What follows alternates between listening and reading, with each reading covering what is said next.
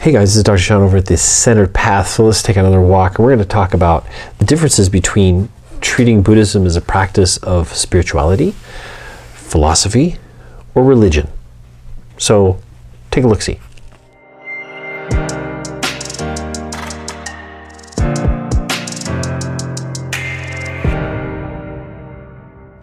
Okay, so one of the questions that we get, and one of the comments that we get about people, especially in the West, that are starting to meditate and starting to practice Buddhism, is that they're coming to it from a point of not wanting to be in a religion. Many people say they don't like organized religions. I'm not sure what a disorganized religion looks like, but every religion becomes organized because eventually you're going to have people who are going to coordinate and administrate this stuff. I mean, there's someone has to decide what should be said and what should not be said, and perhaps what what parts of the canon they would go over.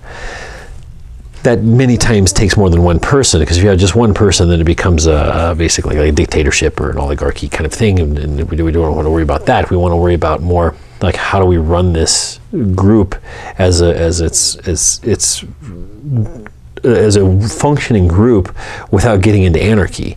And people think they like anarchy, but they really don't, because anarchy is kind of like a survival of the fittest, and it doesn't work in religious practices very well. So one of the things that we're looking at is people want to become spiritually Buddhist versus religiously Buddhist, or versus philosophically Buddhist. And here's the differences I see them. Now, I've been around the world practicing and teaching, and also learning from many of the many good and very influential Buddhist masters. And one of the things that we see is that people in the West are looking to get away from a religion. And many times we have what are called recovering Catholics, for example, or recovering Christians, or recovering Jews, or whatever. Many different words for these kind of things.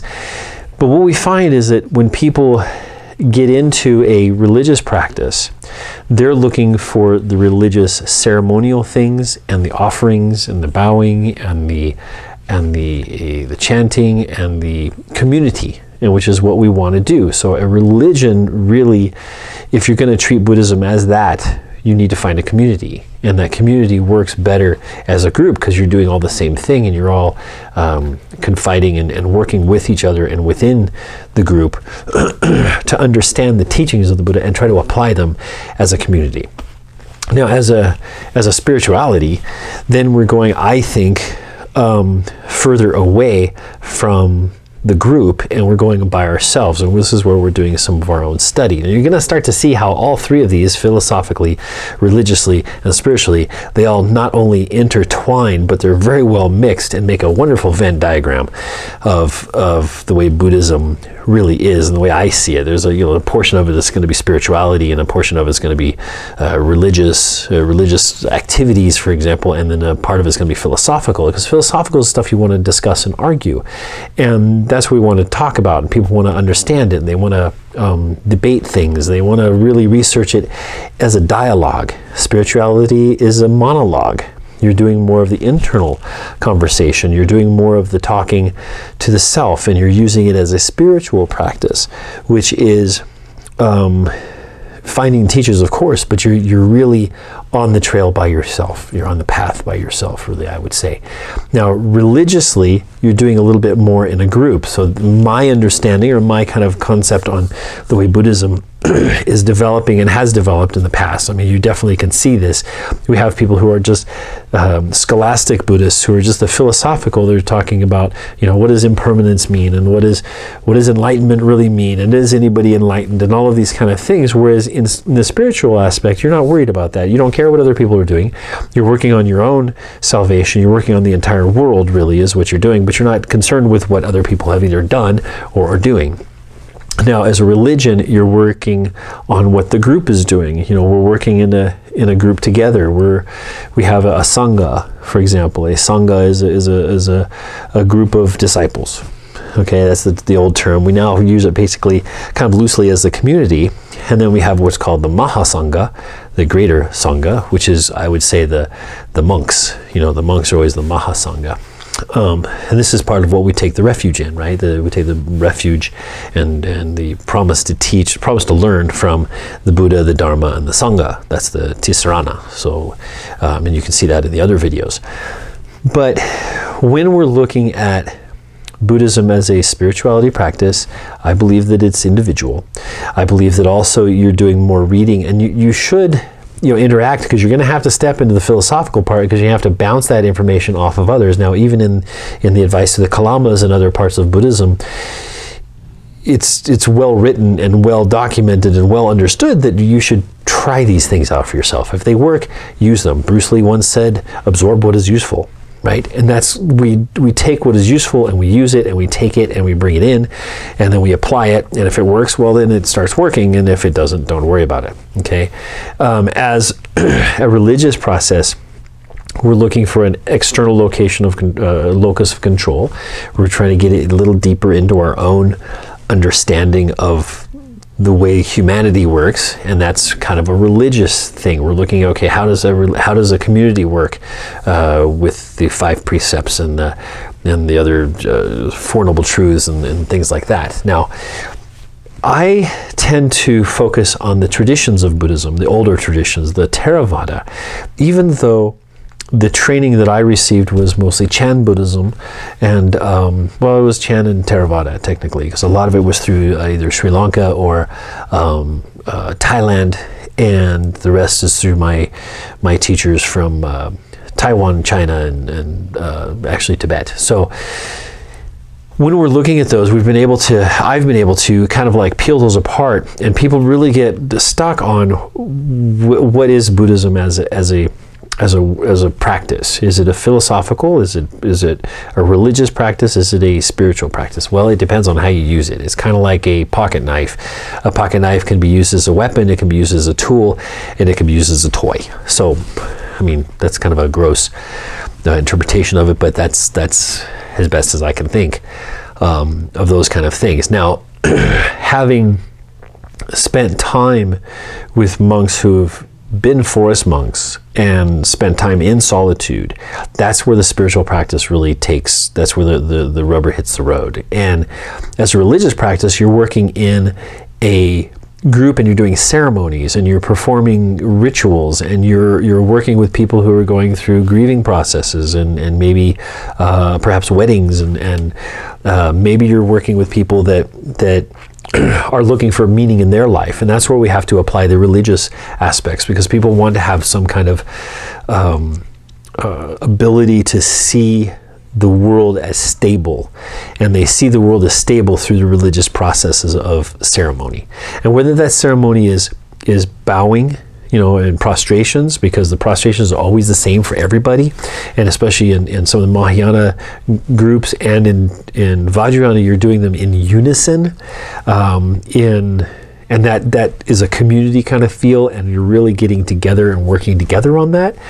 Whereas as a spiritual practice, you're doing it all on your own, so there's no one to follow, there's no one to lead, and you're really doing your own zazen, or your own prostrations, or your own chanting or meditation process on your own. It's harder to do because you're not held accountable by anybody but yourself, so it takes a little bit of work. Now, philosophically, you open a book.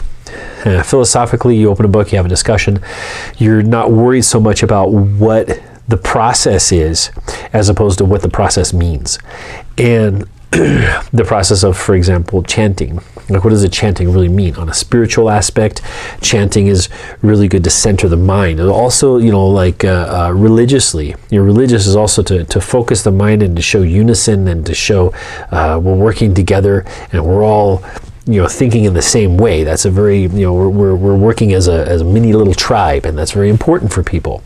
As you watch people, especially from the spiritual work that you'll do, is you'll see people who really need that kind of input. They need that kind of base to touch on. The philosophical stuff is not interesting to them.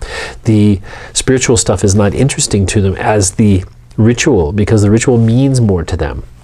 It doesn't mean that it does less, but it just means more to that person.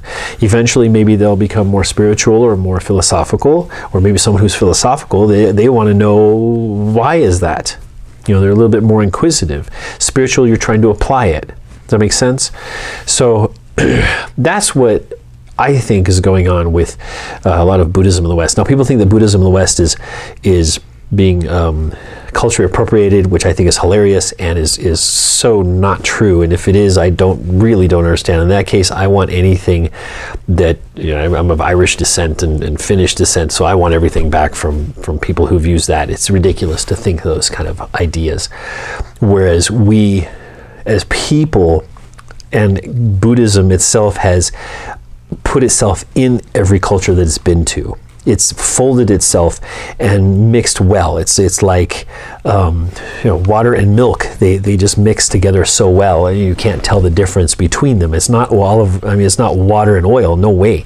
It's definitely something that mixes and becomes homogeneous, or one unit. Look at the differences between Theravada, Vajrayana, and Mahayana practices. Look at Japan. Look at Zen in Japan and the Shinto traditions. Look at the Tibetan and the Bon traditions, or to Hindu traditions that have been folded into Buddhism, or Buddhism has been folded into them. Look at Chinese. You look at the Taoist and the Confucianism and Lao Tzu, and those different things they all kind of like melt into one. You can't really tell sometimes which is which. Now in America, we're taking all of that and we're trying to peel apart what the cultural bits are, and that's the hardest part, because our culture is very unique and very young compared to these other ones, which have had thousands of years to ingrain into society and their culture and their people and the families over generations and generations, what it means to make an offering of incense, or what it means to make offerings of prostrations or chanting, and how powerful those chantings can become. And this is something that in the meditative process we have to realize and we have to appreciate. And we have to try to appreciate.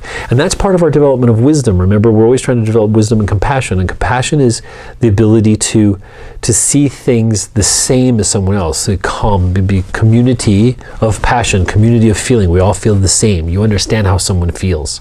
Different than empathy, different than sympathy. Sympathy is I feel badly for someone else who's doing poorly. Empathy is I know what you felt because I feel it. I felt it. Compassion is I understand what you're going through and I'm going to help. I want to help you.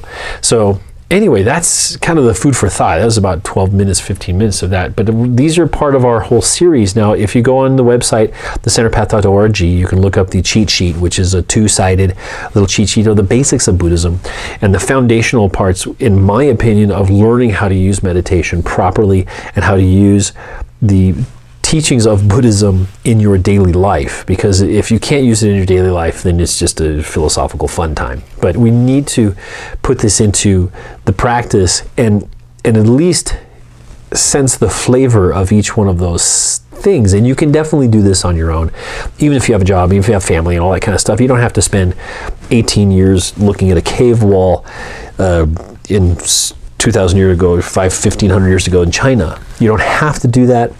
Fortunately, we can read and we can look stuff up. So look stuff up and read. And reading is one of the best ways we can transfer information. It's one of those things that it was an augmentation that we made to our psyche and the way of life. And here we have the ability to transfer this information much faster. I do believe that being in contact with a teacher is the most important, and you should seek them out, and you should not just worry about having one because you're going to think that's the best one or the only one, and seek out other ones. You're going to find, you're going to see quality. Quality will rise to the surface. It always does. Anyway, this is Reverend Sean over at The Centered Path, and don't forget to subscribe at the bottom and to see the rest of them, because I'm trying to do these about 3 times a week. And give us a like and comment, ask a question or make a comment. I'm going to do some expansions on these as I congeal the information down for you. And don't forget to download the cheat sheet and the alternative sheets, and I'll be posting those in the mornings on Sundays, I believe. 8:30 is when I usually have class, and that's when I'll just be posting them. So we go through the 8-fold path, the 4 noble truths, the 5 fetters, the 5 aggregates, etc. And we'll go from there. So see you later. You guys take care of yourselves. Spend some time thinking.